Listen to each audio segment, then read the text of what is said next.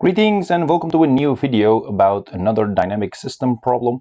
We have in this case the second example about a translational mechanical system, and it will be a mass damper spring combination. So we will work out our calculations step by step and verify this in MATLAB simulations using Simscape and also in Simulink. So let's look at our problem. In this case we have this model given of a mass which is on a support spring, and on top of that, and we have also a tire. So the complete system is given here, and also the model of that is drawn here in the components. So we have the mass of the car, and we have the damping, and also the spring here, translational spring, which is then the model of that shock absorber. And we have also the tire, which is modeled by its mass, the damping, B2, and also the K2, which is the spring, which is sort of the model of the tire. So the tire is modeled by these three elements, the shock absorber by these two elements, and also the mass of the car, which is on top of this shock absorber. There really is force applied on this one, so that will be then also the question or the part of the question in play. So we would like to determine how much deviation or how much displacement is there in the x1 and also the x2 when we apply a force here. So that means actually the following: in frequency domain, determine the transfer functions g1 and g2, where g1 is then the displacement over that force applied, and the g2 is the displacement here, the x2, which is the displacement of the mass of the tire over that force applied. So we would like to know both of them. Okay, now how would you work out this? The solutions, we always start with the differential equation. In this case, we talk about the translational motion, so we can use the Newton's second law for that, which is in general form given by this. So the mass times the second derivative of our displacement is equal to the sum of the forces. Now, for the mass of the car and also the mass of the tire, we can now set up two separate equations. So for the mass of the car, we can set up this equation. We can say the left side is specifically for the mass of the car times the second derivative of this displacement x1 is equal to the force, which is then applied here, minus the spring, which will then of course counteract that force direction. So the force goes down, but the spring will try to fight that change, so it will go up. So that's why we have a minus sign here, and it also goes with x1. But x2 of course will help that spring in a negative way, so we will have to do that minus sign here. So it will be then x1 minus x2. That is actually sort of the effective displacement for the mass of the car. And in the same sense, we have this damping b1, which is the first derivative of the displacement here, and also the first derivative of the displacement there, but again the difference between them to have the net effective speed of this part. So that's for the mass of the car for the differential equation. Now for the mass of the tire, in a similar form, you start with this, and at the right side you place all the forces together. Now the mt is the mass of the tire. We have the displacement for that, which is x2, so the second derivative, is equal to, now this is again fighting back, so it's actually, this one wants to go down, but the K2, the spring, wants to go up, so that's going to be a minus. And again, of course, the minus of the x2. This B2 wants to also go up, so it also wants to fight that, so it's minus b2 times the first derivative of x2. And why don't we have x2 minus x1 here, for example? Because this is a mechanical reference point, so this point is sort of a zero as in, or the ground as in electric circuits. We have of course these two elements also, because this is also connected to those two elements, so we need to take that also into account. So we have minus k1 again fighting, and then it is x2 minus x1. In a similar form for the b1, which is again the first derivative of the x2 minus the first derivative of the x1. Now we have these two differential equations. Now the next step is taking the Laplace transforms from each for each of these differential equations. If we're assuming, of course, the initial conditions are 0, which is, of course, the trivial assumption we take for these analysis. So for the mass of the car, for this differential equation, we say, okay, the first derivative and the second derivative will take, of course, s and s squared respectively. So this will be s squared times the x1, and it will be, of course, a parameter in s. Now the f for the force will be a capital letter and also in terms of s. And again, in similar form, so the first derivative, and you get this expression for the Laplace transform for the first differential equation. Now you can move on and then simplify this. You can say, okay, when we work out the parentheses and also have this for all the other parentheses, then we get this equation. Now you can bring everything with x1 to the left side, so you can group them together, and x2 we keep it here, also the force actually. And also you can now say x1 times the mcs squared plus b1s plus k1, which is actually shown here. And the right hand side is still the force plus the part just about x2 and the part of k1 plus b1s. Okay, that part is specifically for the mass of the car. Now this will be then our equation 1. Now going to the mass of a tire, in a similar form, you can say this will be then this one, so you will get mts squared x2 in terms of the parameter, last parameter s. Again, this will be a x2 capital letter, this will be s times x2, in a similar form you get the Laplace transform for the differential equation here. Now moving on and then collect them together and also work out the parentheses, you will get this in the second step. Now collecting terms here, because those are all in x2, and you get also here on the right hand side only in x1. Now we can now name this as the equation number 2. So we have now two equations given in the Laplace domain for these two differential equations. Okay, now let's move on and then work this in great detail. What we have then, by actually setting the parameter here using another symbol, let's say the delta 1, the analysis will be much easier. So I will do that also here. So setting now this parameter, this one, just mc s squared plus b1s plus k1 as delta 1. Just the name will be easier to work with. And also for the delta 2 and for this one. So that will be, of course, much easier to read also. Now what we get then the following.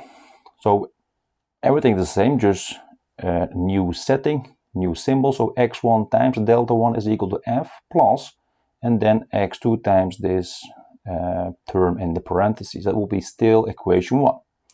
In a similar form for the mass of the tire, you will get then x2 times the delta 2, and the rest of them are on the right side of the still equation number 2. Okay, so that's the only change we make now in this step. Now we can now move on and then rewrite this equation number 2 in such a form that will be helpful later, because x2 can be expressed in terms of x1 by dividing this right hand side by the delta 2, and you will get this expression. Now if I name this as equation number 3, I can use this later by actually the following step. Now when we move on, we can say let's then substitute this equation number 3 in equation number 1. So when we do that, you get actually the following expression. You will get x1 times delta 1 is equal to the 4 still, and then this x2 is replaced actually by this equation number 3. Why we do that is because of the following reason. Because now we have only x1 and f in our differential equation, which is actually what we want when you want to go towards the g1 expression, which is then only x1 and f. So that's the reason for doing that, and we will do the similar thing also for the g2. Now once we have this, we can still simplify this by multiplying the left and the right hand side by the delta 2. So that's actually the next step. So delta 2 for the F force, and you will lose the delta 2 here, and that will get, of course, the square, because these are the two same thing. So then we can now move this part to the left side, because again a coefficient or the term in terms of x1. So you're collecting everything together. So on the left side you get x1 times a parameter and f times a delta 2 on the right hand side. Now we are very close. Now we can say, okay, g1 now is then equal to x1 over f. That is then delta 2 over delta 1 times delta 2 minus the k1 plus b1s quantity squared. How can you check that this is correct? You can say, okay, the f, the force times the delta 2 must be equal to the x1 times this complete expression. You can do that by cross multiplication, and you can see x1 times this is equal to the delta 2 times f. So that is indeed correct. Now that's indeed the required transfer function for g1. So that's actually the first part of the question. Okay, now moving on. And now we can rewrite also 3 in this form. So just in a different form. So you can also say, let's then express x1 in terms of x2, exactly what's happening here. Now what then? We have now actually, let's say, another equation, which is equation 4. Now, if I now substitute this equation number 4 in, again, equation number 1, then I have an expression only in terms of x2 and f, which is what we want for this transfer function g2. That's what we have here. So you can see this is, of course, what we have here, f also, and also this one on the left side, we just substitute what we have here now in equation number 4. You can see what's happening. So delta 1 is, of course, there, but delta 2 over k1 plus b1s will be there, and you can see the result here.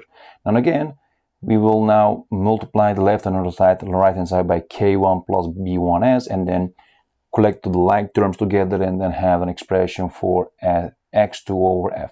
Similar to this one, so I will just leave that details out because it is quite similar. And then you get this expression. You can see that the denominator of the g1 and the g2 are exactly the same. It's only the numerator that is different. So we will now get k1 plus b1s. So that is the only difference here. And now we have the required transfer functions for this system. And now you can plot this. Of course, make that first the inverse Laplace transform, and also check what kind of an effect, what kind of a response you will get when you apply a force here. So let's look at the next step. So we have this one. If I now write it out, so what is now delta 2? This is, of course, this one. Now you have also this expression for the delta 1. So everything worked out here. Now for g2 also. Okay. Now let's now check this, because we have now worked out this in symbolic form. We would like to also check this in the Simulink, using, of course, some numbers, and we will use Simscape elements for this mechanical system. Now I have just chosen some values for the mass, or the mass of the car. I just chosen 400 kilograms, just the part, of course, above the shock absorber. The tire is approximately 10 kilograms. I just find out that this is approximately the case for average car. It could be, of course, a little bit larger, a little bit smaller. Of course, the damping coefficient of the shock absorber also 1000 as a value, and the rest of the values are shown here. So this is then the setup I have for this system. You can see the mass of the car that's connected to the damping and also the spring for the shock absorber. We have now the mass of the tire, which is connected again to the damping and also the spring of the tire. So this complete thing is a tire. We have now here the mass of the car and also the shock absorber in series, actually. Now you would like to, of course, measure this displacement and this displacement. So you can see by measuring this displacement, you need to have a motion sensor, which will then measure this motion. You also need a motion sensor here. What you also need is, because we are working now in the physical domain here, so you need to have, convert your Simulink to physical signals. So we need to have a Simulink to physical signal converter. But you have to, of course, go back from the physical to Simulink signal converter. So that's actually what's happening. And then everything is actually recorded on the scope. So the scope is actually, and I've chosen as a step input force 800 newtons. So I just said, okay, someone around 80 kilograms is there, and then it is now bumping on that part of the car, and then we have some response. So that's actually just practical situation. So this will go to the scope. Displacement x1 and also displacement x2 goes also to the scope. So we get 3 plots by having this system. So you can draw this in Simulink by opening the room for Simscape, and then drawing these blocks there to have this simulation. Okay, now once you do that, you will get some responses. So first, the response displacement x1, which is in the step response in Simulink. Let's look at this one. So this is the force, which is 800 up. We have 800 newtons. That's our step input. And the green is our displacement x1. And the yellow is our displacement x2. Now I have placed some labels here. This is the cursor for the x1, so displacement 1. You can see that it has at time 1.732 approximately 597 millimeters approximately, so 0.597 meters. This is what we have. So this is the peak value. The peak value and also the peak time. You can see that here. Now we have also the steady state value, which is approximately 500. You can see that. So it goes to 500 if you wait long enough. So 500 millimeters, so 0.5 meters. Okay, that is then for this plot. Now going to the next plot is actually the x2 specifically. So let's also designate that. So we have also the peak value here and also the steady state value. First peak value, which is 126 millimeters at 1.58 seconds. You can see that here approximately. You can also see the peak time and also the peak value. The steady state value is 100 millimeters or 0.1 meters approximately here. If you wait long enough, you will see very close to 0.1 meters. Now we will also do that in the actual MATLAB command window using the script, and also generate similar plots and then verify these also in a different way. So this is what we have. Now let's also check that in MATLAB using the MATLAB script. First, the code. This is what I have written. So this is a very simple and short code. So I have the mass of the car, the mass of the tire, and also other parameters like the damping coefficient or the spring constant, and also the D1 and D2, which is actually delta 1 and delta 2 for shorthand notation. These are the transfer functions and also the input and output signals. Now we have, of course, a force of 800 newtons. So Y1 is G1 times the F, and Y2 is the G2 times the F. So I will plot Y1 and Y2 for this situation. So these are the plots in using MATLAB command window. So by doing step and then parentheses the Y1, you will get this.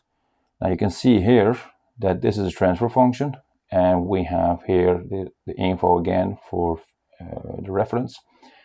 This is approximately our value of the overshoot, but you can see that the peak amplitude is 0.597 meters, which is what we had also in the Simulink plot. And that again, the same time, actually 1.73. So that's actually nice to see that both of them are given the same result. And also 0.5 or 500 millimeters actually for our steady state value. Again, the same result. Now, those are our very nice results. So let's move on to X2 and also check that in MATLAB. Again, we have drawing this. This is the transfer function for G2, and this is again the info for our components.